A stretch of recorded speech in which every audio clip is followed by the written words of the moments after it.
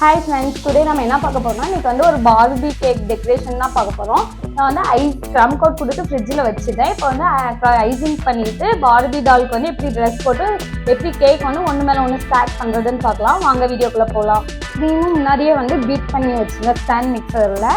இதுக்காக நான் வந்து இன்னைக்கு எப்படி பண்ண போனால் பைப்பிங் பேக் வச்சு தான் பண்ண போகிறேன். அதுக்கு வந்து நீங்கள் பைப்பிங் பேக்கில் வந்து க்ரீம் போட கஷ்டமாக இருந்துச்சுன்னா அதுக்காக நீங்கள் என்ன பண்ணுறீங்கன்னா இது மாதிரி ஒரு கிளாஸ் எடுத்துக்கோங்க. இந்த கிளாஸில் வந்து பைப்பிங் பேக் வச்சு க்ரீம் போடும்போது ரொம்ப ஈஸியாக இருக்கும். எப்படின்னு சொல்கிறேன் பாருங்கள். பைப்பிங் பேக்கில் வந்து ஃபஸ்ட்டு வந்து சின்னதாக ஒரு கட் பண்ணிக்கலாம்.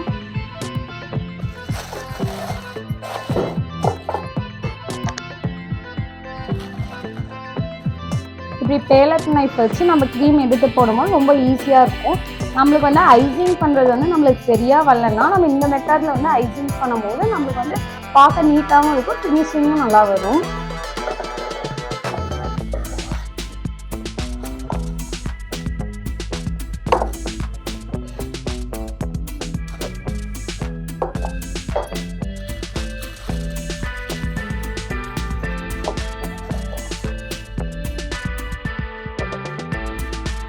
அப்புறம் வந்து இந்த இடத்துல வந்து நல்லா நம்ம ரோல் பண்ணிக்கணும். அப்போ தான் வந்து க்ரீம் இந்த சைடு வந்து வெளியே வராமல் இருக்கும். இதை வந்து ஃப்ரிட்ஜில் வச்சிடலாம். ரெட் கலரில் கேட்டிருந்தாங்க, ஸோ அதனால் வந்து ரெட் கலரில் வந்து ஷேடு மாதிரி கொடுக்கணும். ஸோ அதுக்காக நான் என்ன பண்ணியிருக்கேன்னா ஒரு கப்பில் வந்து கொஞ்சோண்டு க்ரீம் எடுத்துக்கிறேன்.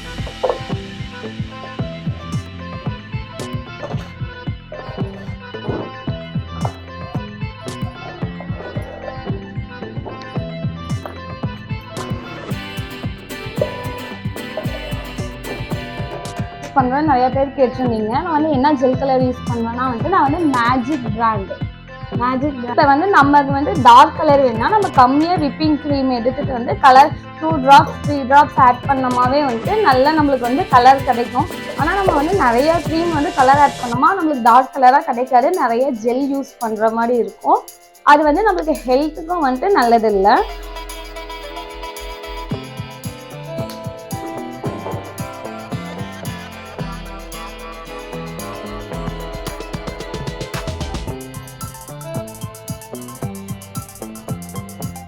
பாருங்க, எந்த கலரில் நம்மளுக்கு நல்லா டார்க்காக கிடச்சிருக்கு. இப்போ வந்து நம்ம ஐசிங் பண்ண ஸ்டார்ட் பண்ணிடலாம்.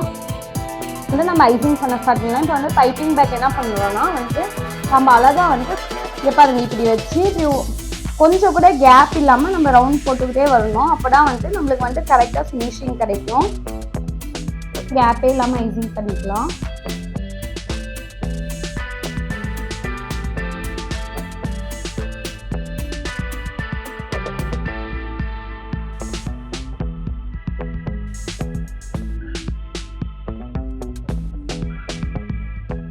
மேலே வந்து நான் கொஞ்சம் பேலட் நைஃப்ல வந்து க்ரீம் அப்ளை பண்ணிக்கிறேன், அதெல்லாம் ஈக்குவலாக வர்றதுக்காக.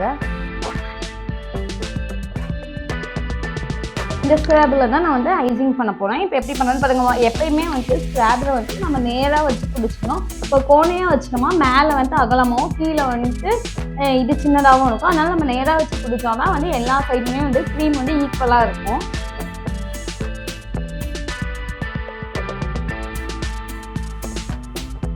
இப்போ பாருங்க வந்து நம்மளுக்கு சைடில் வந்து கொஞ்சம் ஈவனாக இருந்துச்சு. இப்போ வந்து மேலே வந்து லைட்டாக நம்ம எடுத்து விட்டுறலாம்.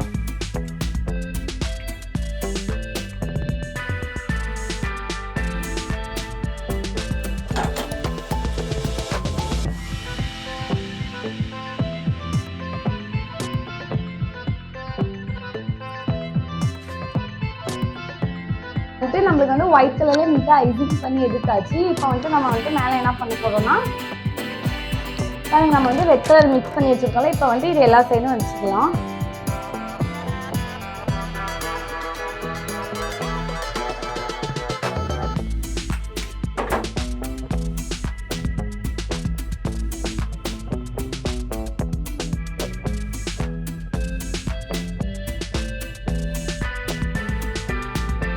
பாருங்க எவ்வளோ சூப்பராக வந்து நம்மளுக்கு ஷேட் வந்து மிக்ஸ் ஆகிருக்கு. இப்போ வந்து நம்ம வந்து மேலே வந்து திரும்ப வந்து நல்லா ஷார்ட் பேஜஸ் எடுத்துக்கலாம். ஷார்ட் பேஜஸ் எடுக்கும்போது வந்து பேலட் நைஃபை வந்து இப்படி பிடிக்கணும். இப்படி பிடிச்ச மாதிரி தான் வந்து நம்மளுக்கு வந்து ஷார்ட் பேஜஸ் வந்து கரெக்டாக வரும். சரிங்க. இப்போ மேலே வந்து ரெட் கலர் வந்து ப்ராப்ளம் இல்லை, ஏன்னா நம்ம 2 கலர் தான் யூஸ் பண்ணியிருக்கோம். ஸோ அதனால் வந்து அது ப்ராப்ளம் இல்லை.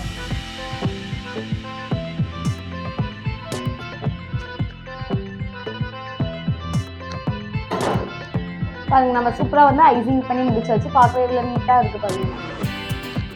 மேலே வந்து எவ்வளோ நீட்டாக இருக்குது. சைட் ஃபுல்லாகவே என்ன நம்ம ஐசிங் பண்ணியாச்சு. இப்போ வந்து நம்ம என்ன மெயினாக பண்ணோம்னா டிஷ்யூ பேப்பர் வச்சு போர்டை க்ளீன் பண்ணோம். டிஷ்யூ பேப்பர் எப்பயுமே வந்து நம்ம கேக் வந்து ஐசிங் பண்ணாலும் சரி, க்ரம் கோட் கொடுத்தாலும் சரி, நம்ம டிஷ்யூ பேப்பரில் வந்துட்டு போர்டை க்ளீன் பண்ணாம தான் வந்து போர்டு வந்து நீட்டாக இருக்கும்.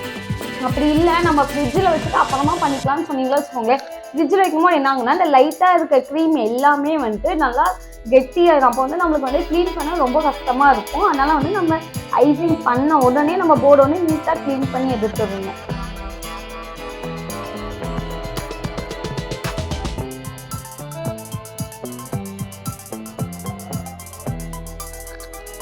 பாருங்க நம்ம வந்து நீட்டாக ஐசிங் பண்ணி வச்சு பாருங்க மேலே எவ்வளோ நீட்டாக இருக்குது. பாருங்க ஃபுல்லாக சுற்றி நமக்கு எவ்வளோ நீட்டாக கிடச்சிருக்கு.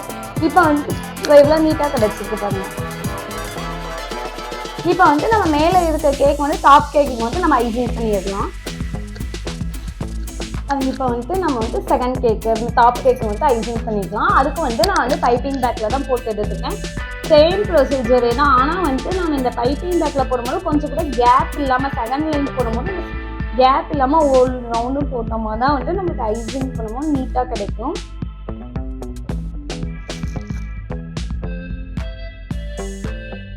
இப்படி பண்ணும்போது உங்களுக்கு ரொம்ப ஃபினிஷிங் வந்து ரொம்ப நீட்டாக வரும். எல்லா சைடுமே ஈவனாக இருக்கும், சேமாக இருக்கும். ஆனால் வந்து பேலட் நைஃப்பில் வந்து போடும்போது என்ன ஆகும்னா வந்துட்டு நம்மளுக்கு வந்து கொஞ்சம் ஈவனாக இல்லாத மாதிரி இருக்கும். பிகினர்ஸ்லாம் வந்துட்டு இந்த மெத்தட் யூஸ் பண்ணுங்கள், ஈஸியாக இருக்கும்.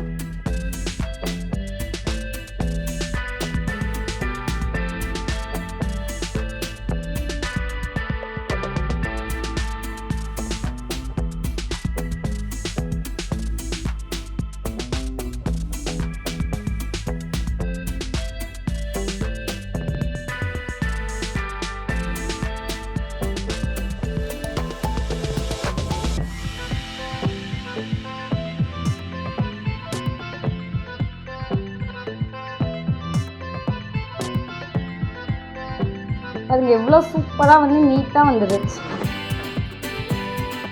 பாருங்க எவ்வளோ சூப்பராக வந்துருக்கு மேலே எல்லாமே சைட்லாம். இது வந்து ரெட் ஷர்ட் கொடுத்துடலாம். நம்ம வந்து மேல் லேயருக்கு வந்து நிறையவே ஃபுல்லாக ரெட் ஷர்ட் கொடுக்க போகிறோம். ஸோ அதனால வந்து நான் நிறைய க்ரீம் எடுத்துக்க போகிறேன்.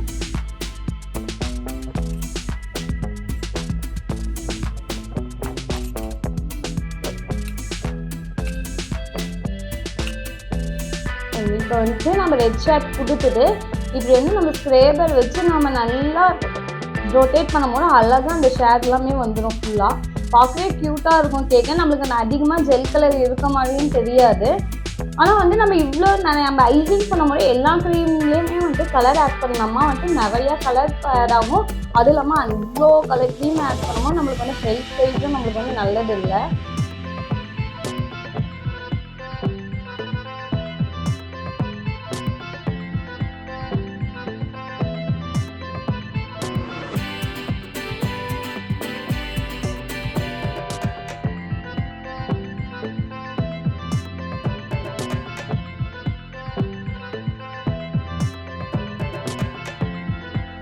இப்போ இதையும் வந்து நம்ம போர்டு நீட்டாக க்ளீன் பண்ணி எடுத்துடலாம்.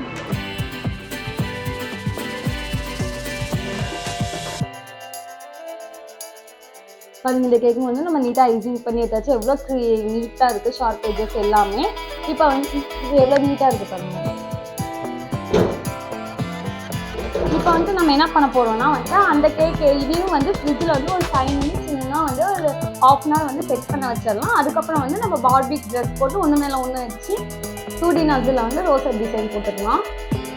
இந்த பாருங்க இதுதான் வந்து 2D நாசில் இது மாதிரி தான் இருக்கும். ஸோ அதை வந்து நம்ம வந்து பைப்பிங் பேக்கில் போட்டு நம்ம க்ரீம் ரெடி பண்ணிக்கலாம். இது மாதிரி ஜென்டலாக ஒரே ஒரு மிக்ஸ்.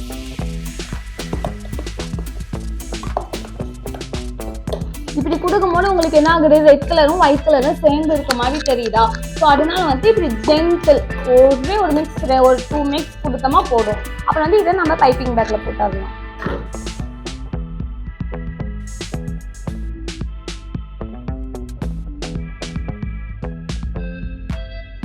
நான் வந்துட்டு கொஞ்சம் க்ரீம் மட்டும் தனியாக வைக்கிறேன். எதுக்காகனா இது வந்துட்டு பார்பிக்கு வந்து ட்ரெஸ் போடுறதுக்காக.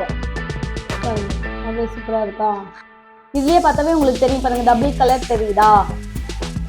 இப்போ என்ன பண்ண போறோம்னா இப்போ வந்து கேக்கை வந்து ஒன்று மேலே ஒன்று நம்ம ஸ்டார்ட் பண்ண போகிறோம். ஸோ அதுக்காக வந்து நம்ம கேக் எப்பயுமே கேக் வந்து ஸ்டார்ட் பண்ணுறதுக்கு முன்னாடி வந்து நம்ம ஒரு அரை மணி நேரமாச்சு ஃப்ரிட்ஜில் வைக்கணும். ஸோ அப்போ தான் வந்து நம்மளுக்கு வந்து கேக் வந்து ஸ்டார்ட் பண்ணும்போது அது ரொம்ப நல்லா கொஞ்சம் ஈஸியாக இருக்கும். ஸ்டார்ட் பண்ணும்போது என்ன பண்ணால் கேக்கை ஃபஸ்ட்டு நம்ம இப்படி பேலட் நைஃப் வச்சு கீழே ஃபுல்லாக நம்ம எடுத்து விட்டுறணும்.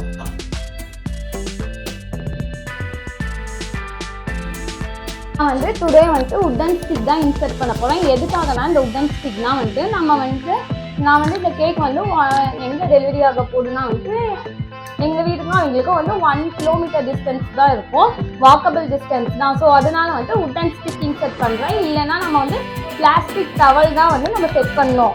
நம்ம வந்து இல்லைன்னா உட்டன் ஸ்டிக் இது டவல்ஸ் தான் இன்சர்ட் பண்ணோம். ஆனால் வந்து ஒருத்தர் வந்து கேட்டிருந்தீங்க வந்து எதுக்காக வந்து நீங்கள் ஸ்டிக் இன்சர்ட் பண்ணாதீங்க அப்படின்னு சொல்லியிருந்தீங்க. ஸ்டிக் வந்து இன்சர்ட் பண்ணலைன்னா என்ன ஆகும்னா வந்து கேக் வந்துட்டு 2 டயர் வைக்கும் போது ஒரு டயர்லேருந்து இன்னொரு டயர் வந்து மூவ் ஆயிரும். நம்ம வந்து இது 2 வீலர்லலாம் போனோமா வச்சுக்கோங்களேன், ஒரு டயர்லேருந்து இன்னொரு டயர் வந்து மூவ் ஆயிரும். ஸோ அதனால வந்து நம்ம கண்டிப்பாக வந்துட்டு நம்ம வந்து ஸ்டிக் வச்சு தான் ஆகணும். அது தண்ணி முடிவு நம்ம வந்துட்டு இப்படியே நம்ம எடுத்து வச்சோமா வச்சுக்கோங்களேன், பேலட் நைஃப்லேருந்து இப்படியே எடுத்து வச்சோமா கொஞ்சம் ஈஸியாக இருக்கும். இன்னும் நான் வந்து உங்களுக்கு ஒரு நல்ல ட்ரிக் சொல்கிறேன். என்ன ட்ரிக்னா வந்து இப்படி வந்து உள்ளே வந்து ஒரு குச்சி வந்து இன்சர்ட் பண்ணிட்டு இந்த கேக் வந்து இப்படி தூக்கி வைக்கும் போது நம்மளுக்கு இன்னும் கொஞ்சம் ஈஸியாக இருக்கும்.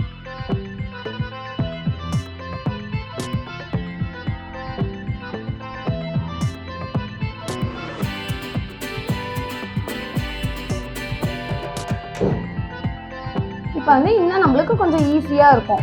ஸோ அதுக்காக இப்போ நாங்கள் எல்லாம் செய்ய ஈவனாக இருக்கான்னு பார்த்துட்டு நம்ம வந்து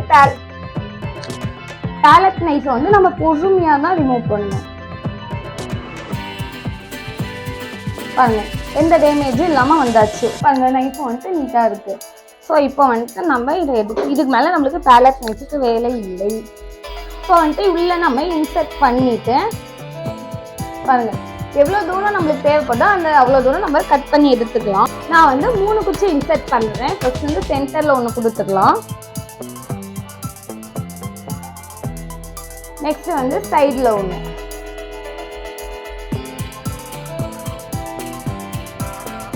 நெக்ஸ்ட் வந்து இந்த சைடு ஒன்று, 3 குச்சி ஸ்ட்ரைட்டாக கொடுத்துக்கலாம். நான் வந்து பார்பி ட்ரெஸ் போடுறதுக்காக வந்துட்டு நான் ரெட் கலரை வந்து கொஞ்சம் நிறையா இருக்க மாதிரி மிக்ஸ் பண்ணி வச்சுக்கோ. அதுக்கு வந்து நம்ம கோன் வைப்போம்ல அந்த சைஸ் வந்து ஹோல்ஸ் இருந்தால் போதும்.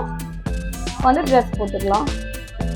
பார்பிக்கு வந்து சூப்பராக க்யூட்டாக வந்து ட்ரெஸ் போட்டாச்சு. இப்போ வந்து நம்ம கேக் மேலே இன்சர்ட் பண்ணிக்கலாம். கேக் மேலே வந்து இன்சர்ட் பண்ணிக்கலாம்.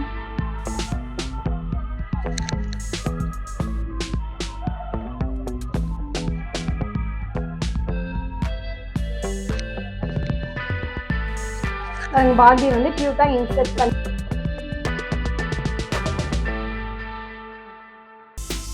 அவ்வளோதான். இப்போ வந்து பார்பிக்கு வந்து ட்ரெஸ் போட்டாச்சு. இப்போ வந்துட்டு நம்ம வந்து இது நேம் எடுத்துட்டு அப்புறம் வந்து கோல்டன் ஸ்ப்ரிங்கிள்ஸ்லாம் போட்டு கேக் வந்து இன்னும் கொஞ்சம் டெக்கரேட் பண்ணிக்கலாம்.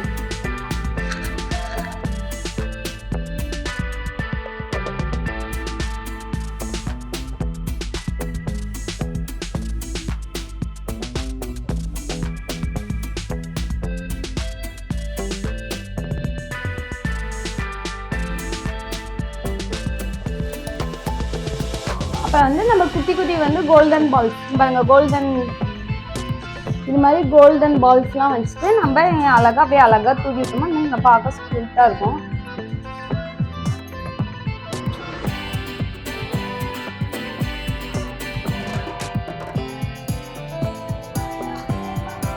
இப்போ வந்து கோல்டன் ஃப்ளேக்ஸ் வச்சுக்கலாம்.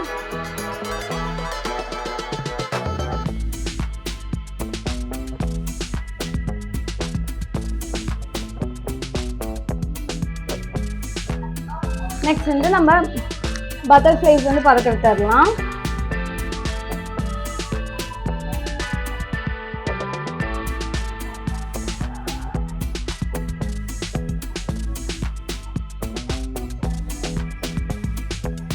கேக் வாங்க பார்க்கவே எவ்வளோ சூப்பராக இருக்குது. அவ்வளோதான் கேக் ரெடி ஆயிடுச்சு. இப்போ வந்து நம்ம நேம் மட்டும் ஃபைனலாக வந்துட்டு எது கான்டெக்ட் எடுத்துகிட்டு வந்து வச்சிடலாம். இல்லை சில்வர் கலர் ஸ்ப்ரிங்கிள்ஸ் அங்கே போட்டுக்கலாம். ஃபைனலாக ரெட் கலர் ஃபாண்டன்ட்டில் நேம் கட் பண்ணி வச்சுட்டு ஹாப்பி பர்த்டேங்கிற டாப்பர் வச்சு கேக்கை ஃபினிஷ் பண்ணிடலாம். இந்த கேக் எப்படி இருக்குன்னு மறக்காமல் கமெண்ட் பண்ணுங்கள்.